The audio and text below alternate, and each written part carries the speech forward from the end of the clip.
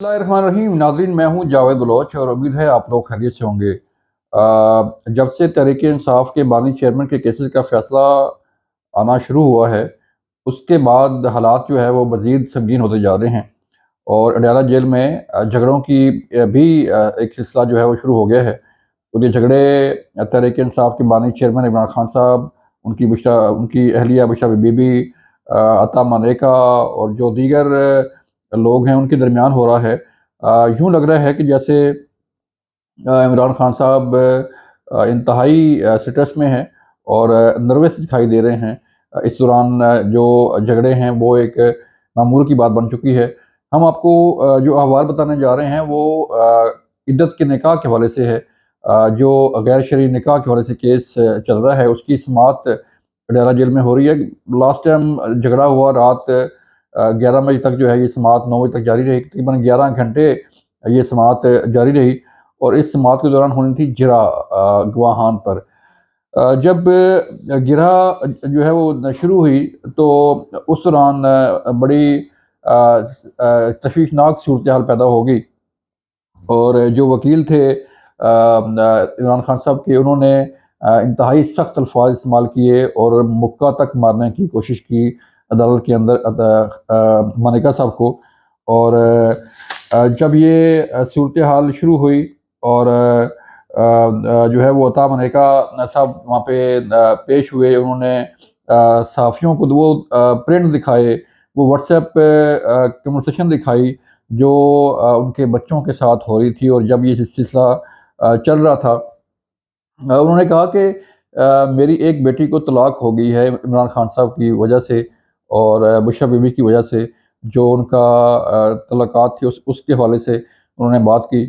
और मेरा एक बेटा जो है वो भी शदीद ज़हनी दबाव का शिकार हुआ और अब वो बहाली सेंटर में अपने इलाज करवा रहा है। ये सूरत हाल क्यों पैदा हुई? ये खुदा ना करे कि किसी के साथ ऐसी सूरत हाल हो कि उनकी इज़्दिवाजी ज़िंदगी के बारे में जो है वो सवाल उठना शुरू हो जाएँ और एक ऐसा लीडर जो रियासत मदीना की बात करते हों, जो इस्लाम की बात करते हों और इस्लाम का टच देते हों, अगर उनकी ज़िंदगी के मुतल्लिक चीज़ें सामने आएँगी तो उससे जो है वो एक आम शहरी जो है वो क्या असर लेगा और एक आम शहरी उसके बारे में क्या सोचेगा कि हमारे जो रहनुमा हैं, जो लीडर हैं हमारे, जो साबिक़ वज़ीर-ए-आज़म रहे हैं, उनके मुतल्लिक ऐसी चीज़ें जो है वो सामने आ रही हैं। अ, बात यहीं तक जो है वो नहीं रही, जो है वो हलफ़ तक बात गई कि इमरान खान साहब ने कहा ख़ावर मलिका को कि जो है वो जो है वो हलफ़ उठाएँ और हलफ़ उठाने पर जो है बात जब चली ख़ावर मलिका पे, तो कोर्ट ने कहा कि अगर ये हलफ़ उठाते हैं तो फिर आपका जो हक़ जिरा है वो ख़त्म हो जाएगा। तो इसलिए जो है ना वो जो कोर्ट है उसकी प्रोसीडिंग चलने दें और आराम से चलने दें। इस मौका पर एक और गवाह जो दस्ते रास रहे हैं इमरान खान साहब के, ओन चौधरी साहब, जो कि उनके तमाम पर्सनल मामलात भी देखते थे, उनकी निजी लाइफ़ के बारे में भी उन्हें उन्हें मालूम था कि वो क्या हैं, किस तरह हैं और क्या चीज़ कैसे हो रही है, उनके तमाम चीज़ें उनके इल्म में थीं। और वो गवाह गवाह भी थे उस निकाह के। तो सवाल ये पैदा होता है कि ये फिर दूसरा निकाह करने की नौबत क्यों आई? जब दूसरा निकाह पहला निकाह हो गया था तो फिर दूसरा निकाह करने की ज़रूरत नहीं थी। और जो मुफ्ती साहब ने पहला निकाह करवाया, फिर उन्हीं मुफ्ती साहब ने जो है वो दोबारा निकाह करवाया। तो क्यों ज़रूरत पेश आई दूसरे निकाह की और क्यों जो है वो दूसरा निकाह किया गया? ज़ाहिर बात है सवाल उठते हैं उनकी निजी ज़िंदगी के बारे में, उनकी जो तल्लुकात हैं उनके बारे में। तो ये चीज़ें अब जो है वो फ़ाइनल होने जा रही हैं। आपके इल्म में है कि 2 केसेस का फ़ैसला हो चुका है। साइफ़र साजिश केस का फ़ैसला हो चुका है, तोशाखाना तोहाइफ़ का नैब का फ़ैसला हो चुका है और अब इद्दत के निकाह के हवाले से जो है वो जिरा मुकम्मल की जा रही है गवाहान की। ग़ालिबन 2 गवाह जो है बाकी रह गए हैं, उन पे जो है वो जिरा आइंदा 1-2 रोज़ में मुकम्मल हो जाएगी और फिर 342 का बयान जो है वो रिकॉर्ड होगा और 342 का सवालनामा तैयार होगा, उसके बाद ये फ़ैसला आ जाना है। यूँ लग रहा है कि الیکشن سے پہلے پہلے ایک اور اہم فیصلہ جو ہے یہ آئے گا، اور اس میں بھی ہو سکتا ہے کہ انہیں کوئی سزا سنا دی جائے، کیونکہ جو حالات لگ رہے ہیں، جو کیس کا رخ ہے وہ بالکل ان کے اگینسٹ جا رہا ہے، عمران خان کے اور بشریٰ بی بی کے۔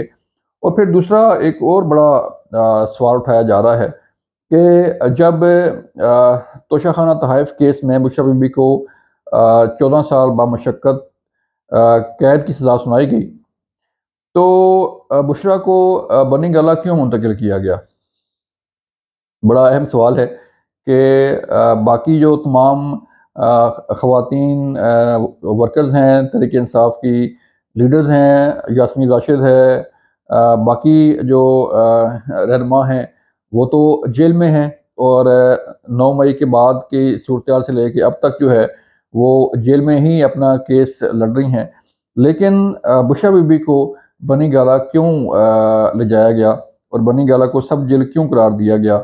یہ سوشل میڈیا پر بھی بڑا سوال اٹھ رہا ہے، اور ایک عام شہری بھی یہ سوال کر رہا ہے کہ اگر باقی تحریک انصاف کی جو ورکرز ہیں وہ جیل میں رہ سکتی ہیں، تو کوئی جو باقی خواتین کسی اور کیس میں جن کو سزا ہوئی ہو، یا جن کا ایون ٹرائل بھی چل رہا ہو، تو وہ جیلوں سے اپنے کیس کو پلیڈ کر رہی ہیں اور اپنا کیس لڑ رہی ہیں، لیکن صرف بشریٰ بی بی ہی کیوں؟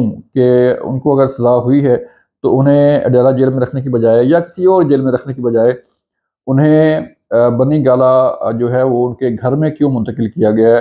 ان کے گھر کو سب جیل قرار کیوں دیا گیا ہے، جہاں پہ ضروریات زندگی کی تمام چیزیں میسر ہیں؟ وہ سب جیل تو نہیں، سب جیل گھر جو ہے وہ جیل کا ماحول تو نہیں ہو سکتا۔